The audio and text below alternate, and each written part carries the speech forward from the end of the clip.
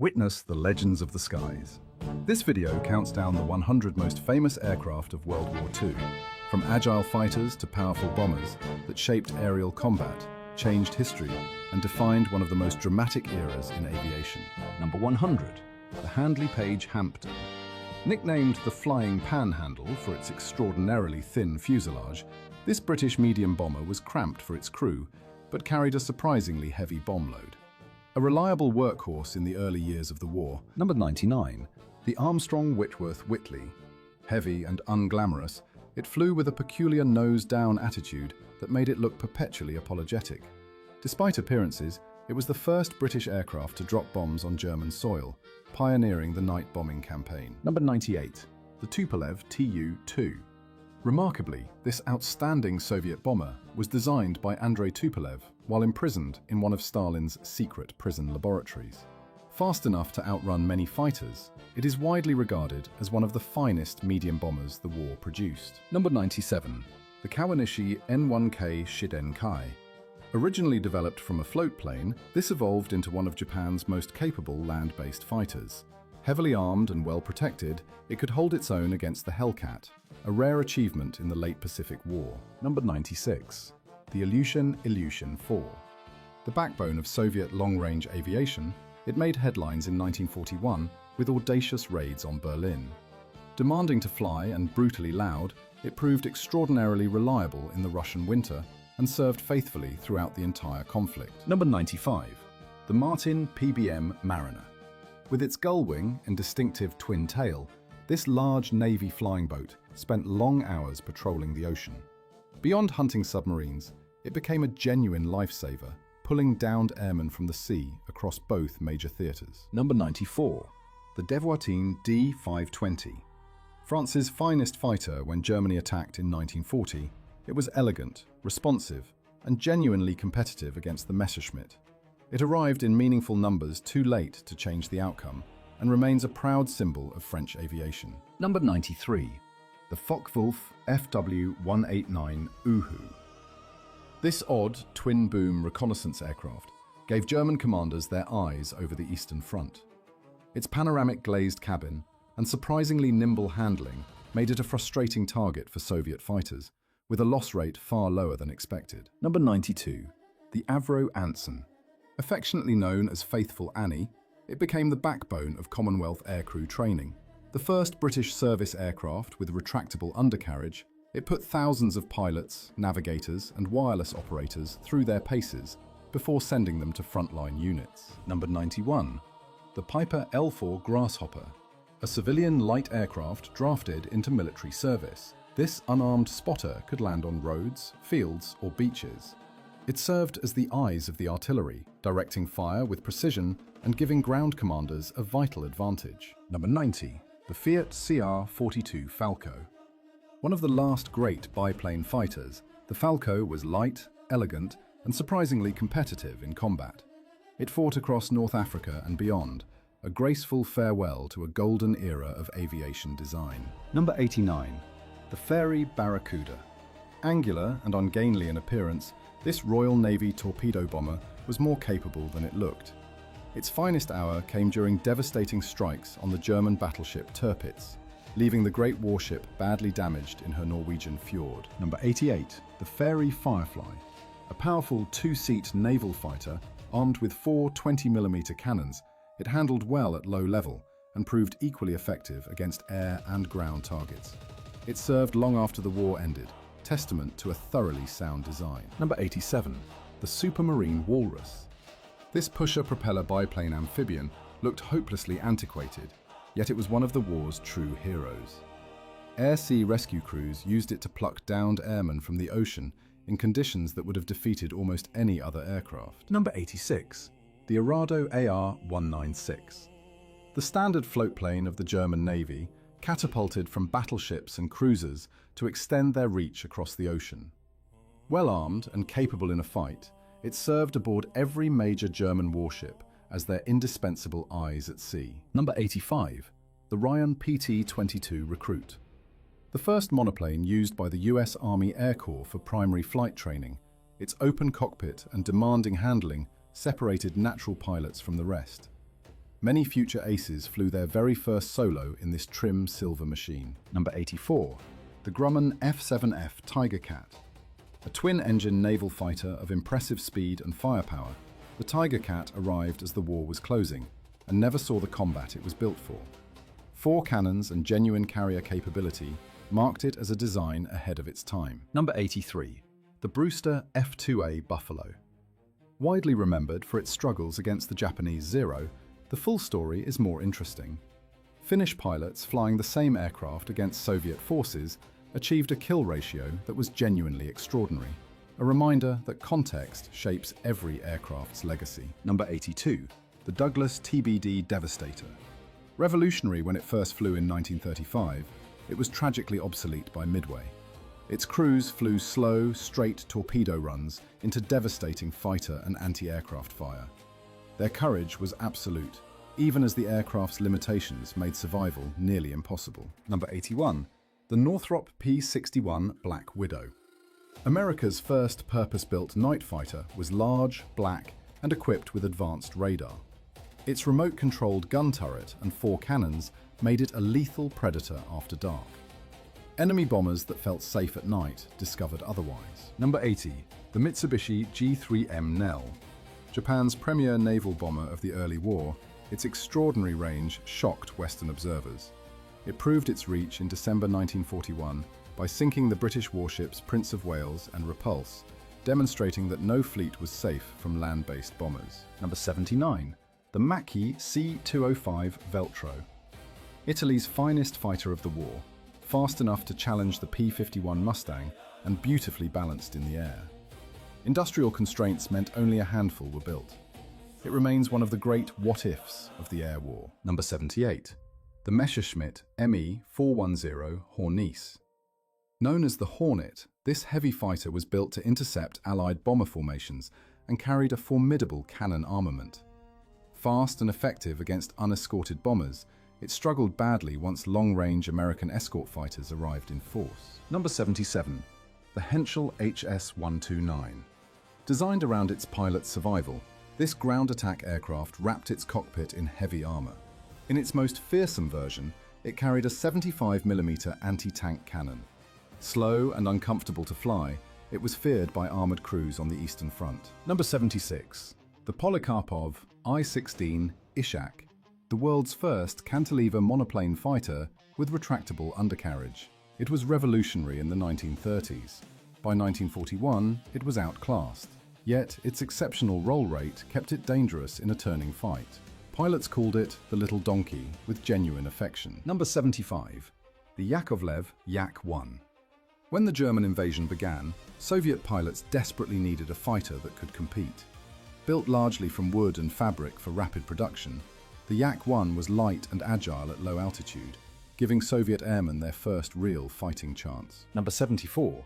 The Nakajima Ki-84 Hayate. Known to Allied pilots as Frank, this was arguably Japan's best fighter of the late war. Fast, well-armored, and heavily armed, it genuinely surprised American pilots, expecting the opposition to be in decline. Production shortages prevented it from making a greater impact. Number 73. The Kawanishi H-8K Emily. Perhaps the finest maritime patrol flying boat of the war, the Emily was enormous, extraordinarily rugged, and defended by guns covering almost every angle. Its vast Pacific range made it the Imperial Navy's premier long-range scout, and it was notoriously difficult to bring down. Number 72. The Heinkel HE-162 Volksjäger. Built in desperate haste from mostly wood, this jet fighter went from drawing board to flight in just 90 days. Its top-mounted engine gave it remarkable speed. Whether more of them could have changed the outcome of the war remains a compelling question. Number 71. The Arado AR-234 Blitz. The world's first operational jet bomber was so fast that Allied piston fighters could rarely intercept it. It provided Germany with invaluable reconnaissance photos of the front lines and offered a clear glimpse of where aviation was heading after the war. Number 70. The Vought OS-2U Kingfisher. Catapulted from battleships and cruisers, this observation floatplane extended the Navy's eyes beyond the horizon.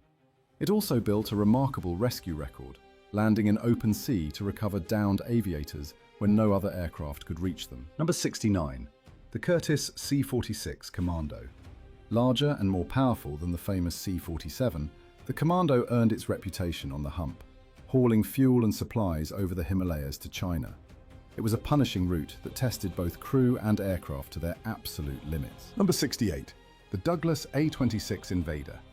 Fast enough to outrun many single-engine fighters, the Invader combined speed, range, and heavy firepower in one capable package. So effective was the design that it continued flying combat missions in Korea and Vietnam long after most contemporaries were retired. Number 67. The Dornier DO-217.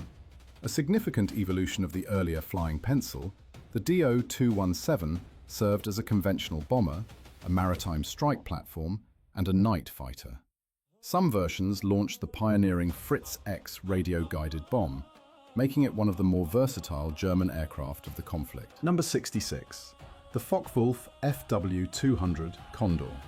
A pre-war airliner transformed into a long-range maritime patrol aircraft, the Condor shadowed Allied convoys deep in the Atlantic, directing U-boats onto their targets.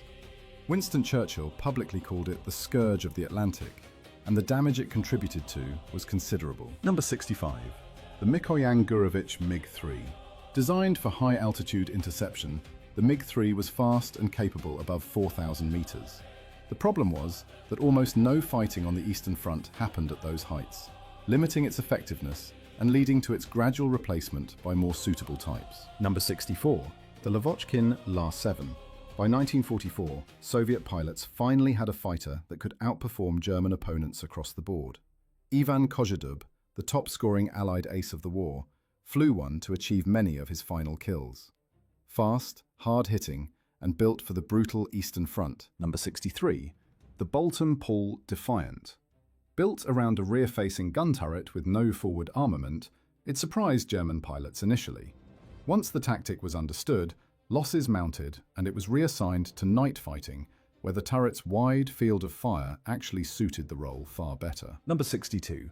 The Westland Lysander. Designed for Army cooperation, the Lysander found its most celebrated role in the shadows, landing secret agents in darkened fields across occupied France. Its extraordinary short field performance allowed it to touch down, drop its passenger, and disappear back into the night within minutes. Number 61. The Grumman J2F Duck. This biplane amphibian served the Navy, Marines, and Coast Guard with equal reliability. Capable of operating from carriers, shore bases, and open water, it handled transport, liaison, and rescue duties wherever it was needed, the definition of a dependable utility aircraft. Number 60. The Short Stirling. The first four-engine heavy bomber to serve with the Royal Air Force, the Stirling paved the way for the Halifax and Lancaster. A wingspan limitation capped its ceiling, eventually relegating it to transport and glider tug duties, where it served faithfully to the end. Number 59. The Bristol Blenheim. When it first flew in 1936, the Blenheim was faster than most biplane fighters in service. By the war's outbreak, that advantage had gone, but it was committed to every front from Norway to North Africa, and its crews flew it with extraordinary determination. Number 58. The Hawker Tempest. One of the fastest piston-engine fighters at low altitude, the Tempest excelled at catching V-1 flying bombs that troubled slower Allied aircraft. In the hands of top aces, it became one of the most feared fighters in the sky over occupied Europe. Number 57. The Gloucester Gladiator. The last biplane fighter to serve with the Royal Air Force, it entered a war that had already rendered it obsolete. Its legendary defense of Malta with just 3 aircraft, Faith, Hope, and Charity, became one of the enduring stories of British tenacity. Number 56. The Petlyakov PE-2. Originally conceived as a high-altitude fighter, it was redesigned as a dive bomber and became the most important Soviet tactical aircraft of the war. Fast enough to challenge intercepting fighters, it was equally adaptable for reconnaissance and heavy fighter duties. Number 55. The Mitsubishi G4M Betty. Japan's principal naval bomber had extraordinary range, achieved by stripping away crew armor and fuel tank protection. The result caught fire alarmingly easily when hit. American pilots bluntly called it the flying lighter, yet Japan had little to replace it with. Number 54. The the Savoia Marchetti SM-79 Sparviero. 3 engines and a distinctive humpbacked fuselage made this Italian bomber instantly recognizable. Faster than expected for its size, it proved devastating in anti-shipping operations, developing torpedo attack techniques that were studied and admired even by its opponents. Number 53. The Macchi C-202 Folgore.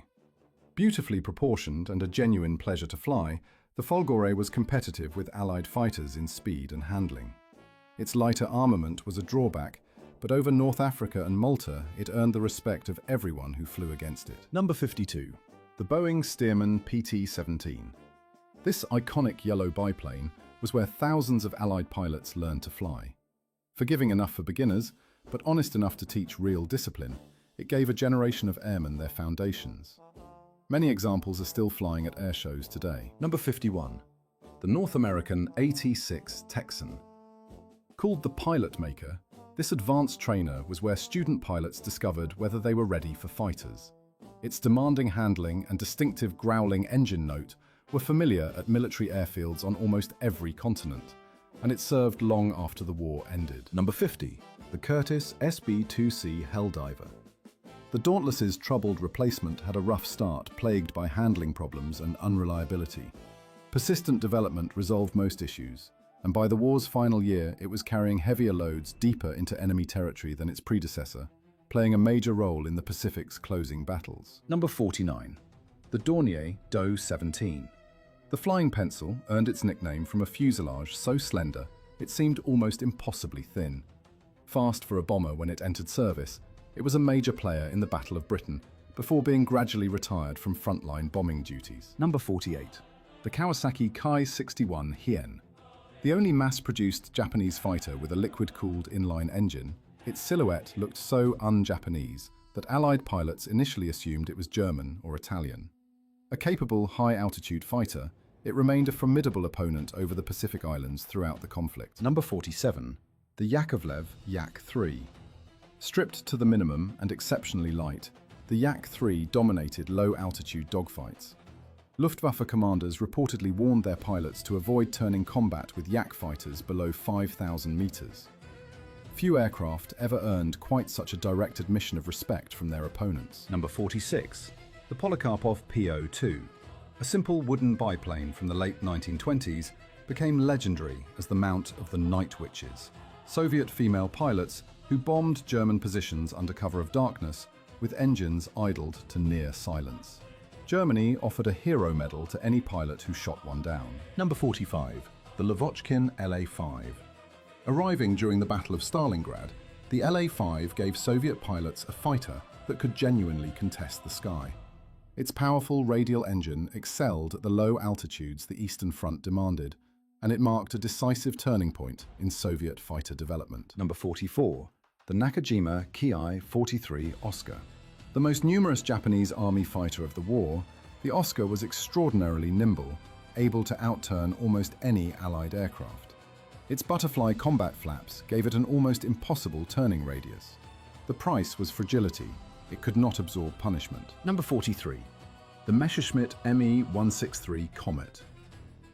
The only rocket-powered fighter to reach operational status, it climbed to interception altitude in minutes and flew faster than any Allied aircraft. Its hypergolic fuels were dangerously corrosive, and landing a gliding, unpowered aircraft precisely enough to survive required exceptional nerve. Number 42. The Fiesler Phi-156 Storch. The Storch could take off in 50 meters and land in 15, making it invaluable for liaison, reconnaissance, and casualty evacuation. Its most famous mission was landing on a tiny mountain meadow to rescue the deposed Mussolini from captivity in 1943. Number 41. The Douglas A-20 Havoc. Fast, tough, and adaptable, the Havoc served as a light bomber, night intruder, and night fighter across every theater. The Soviet Union received thousands through Lend-Lease and relied on them heavily, making it one of the most geographically widespread American aircraft of the war. Number 40. The Short Sunderland. German aircrew called it the Flying Porcupine, a grudging tribute to its formidable defensive armament. Capable of staying airborne for 13 hours, it hunted submarines, patrolled the Atlantic, and rescued downed aircrew from the open ocean throughout the entire course of the war. Number 39. The Handley Page Halifax. Often overshadowed by the Lancaster, the Halifax flew thousands of night raids over Europe and served as a transport, maritime patrol aircraft, and glider tug. Reliable and versatile, it was the aircraft that got crews home, and that was what mattered most. Number 38. The Gloucester Meteor. Britain's first jet fighter arrived in 1944 and was immediately put to urgent use intercepting V-1 flying bombs, which piston fighters struggled to catch. It never met German jets in combat, but it marked the unmistakable threshold of a new era in aviation. Number 37. The Martin B-26 Marauder. A troubled introduction and frightening accident rate earned it alarming nicknames. Persistence from crews and engineers transformed its reputation entirely. By the war's end, the Marauder recorded the lowest loss rate per sortie of any American bomber, a remarkable reversal of fortune. Number 36. The Junkers Ju-52. Known affectionately as Iron Annie, this corrugated metal transport was the backbone of German logistics. Slow but indestructible, it dropped paratroopers into battle, carried wounded home from Russia, and kept besieged garrisons supplied from Norway to North Africa throughout the entire war. Number 35. The Aichi D-3A Val. Japan's primary dive bomber at the war's opening, the Val participated in Pearl Harbor and went on to sink more Allied warships than any other Axis aircraft. Its fixed undercarriage looked archaic, but in skilled hands it was exceptionally precise and genuinely deadly. Number 34. The Nakajima B-5N Kate. The most capable carrier-based torpedo bomber when the Pacific War began, the Kate was faster and more dangerous than its American counterparts. It contributed to the sinking of several US carriers, including Lexington, Yorktown, and Hornet in the war's devastating opening phase. Number 33. The Hawker Typhoon. A troubled interceptor, reborn as a devastating ground attack aircraft, the Typhoon, armed with rockets, became a nightmare for German armored columns. The destruction it inflicted during the Falaise Pocket in 1944 was among the most one-sided aerial attacks of the entire war. Number 32. The Fairey Swordfish. A biplane torpedo bomber that should have been obsolete before the war began, the Stringbag defied all logic. It crippled the Italian fleet at Taranto, damaged the Bismarck and sealed her fate, and outlasted every modern aircraft designed to replace it. Number 31. The Bell P-39 Aerocobra. Unconventional in layout, with its engine behind the pilot and a 37mm cannon in the nose, it disappointed American pilots at altitude. Soviet pilots flying it low against German armor loved it, and over half of all Aerocobras built went to the USSR. Number 30. The Grumman F-4F Wildcat. Slower and less maneuverable than the Zero, the Wildcat was ruggedly built and could absorb punishment that would have destroyed its opponent. Using dive and zoom tactics and mutual protection, its pilots held the line from Pearl Harbor to Guadalcanal until better aircraft arrived. Number 29. The Yakovlev Yak-9. The most produced Soviet fighter of the war, available in a remarkable range of variants, from long-range escort to anti-tank versions carrying 45mm cannon.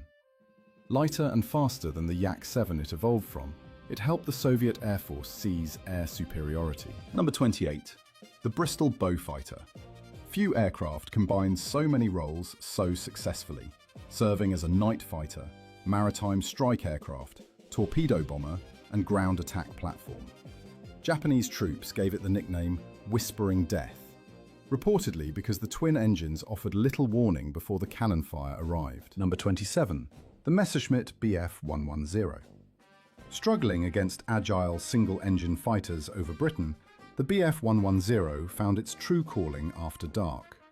Equipped with radar and an upward-firing cannon installation called Schrägermusik, it became genuinely feared by RAF bomber command crews throughout the night campaign over Germany. Number 26. The Heinkel HE-111. With its distinctive glazed nose and elliptical wings, the HE-111 was the most recognizable face of the Luftwaffe bombing campaign. It served every major front from the Battle of Britain to Russia and remained in continuous frontline use longer than almost any other German type. Number 25. The Junkers Ju-88. Arguably the most versatile aircraft of the entire war, the Ju-88 served as a bomber, dive bomber, torpedo bomber, night fighter, and reconnaissance platform. Whatever the Luftwaffe needed it to do, someone found a way to make the Ju-88 do it. Number 24. The consolidated PBY Catalina. Slow and unglamorous, the Catalina could stay airborne for up to 24 hours, making it invaluable across every ocean the war touched. It found the Japanese fleet before Midway, hunted U-boats, and rescued more downed airmen than perhaps any other aircraft. Number 23. The Douglas SBD Dauntless. On the 4th of June, 1942, Dauntless dive bombers sank 3 Japanese fleet carriers in under 6 minutes, turning the tide of the Pacific War at Midway. Crews valued its honest handling and legendary structural toughness, and it earned its place in history completely. Number 22. The Grumman TBF Avenger. Large, rugged, and capable of carrying a torpedo or heavy bomb load, the Avenger became the standard US Navy carrier torpedo bomber from 1942 onward. It remained in naval service well into the post-war era, proof of how thoroughly sound the original design was. Number 21. The Curtiss P-40 Warhawk. The shark mouth markings of the Flying Tigers made it iconic, but the aircraft beneath the paint earned its place on merit. Outperformed at altitude, it was solid and hard-hitting at low level, and it was the backbone of many Allied units when nothing better was available. Number 20. The Douglas C-47 Skytrain. General Eisenhower listed it among the 4 pieces of equipment most responsible for Allied victory. Derived from the pre-war DC-3, it dropped paratroopers over Normandy, supplied China over the Himalayas, and hauled everything the modern army needed to fight on every front. Number 19. The Grumman F6F Hellcat. Designed specifically to defeat the Zero, the Hellcat was faster, better protected, and hit harder. Its kill-to-loss ratio of 19-1 against Japanese opponents was the most decisive of any Pacific fighter. It was also forgiving enough for less experienced pilots to fly effectively. Number 18. The Republic P-47 Thunderbolt. The largest single-engine fighter of the war, it inspired disbelief until pilots flew it.